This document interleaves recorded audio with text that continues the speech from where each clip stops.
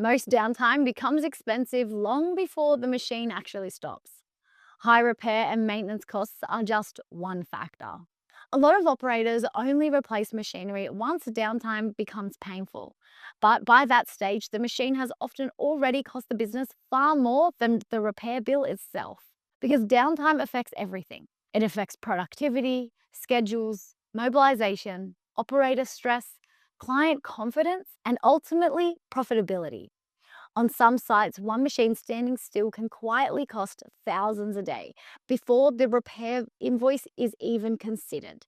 And we're seeing more operators become much more strategic around replacement timing because aging machinery rarely becomes cheaper to run over time, especially now with higher utilization, rising repair costs, tighter project deadlines, and longer lead times on certain equipment.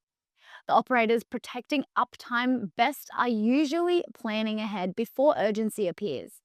Sometimes that means upgrading earlier, restructuring existing assets, or simply understanding what replacement options look like before downtime starts affecting the wider business.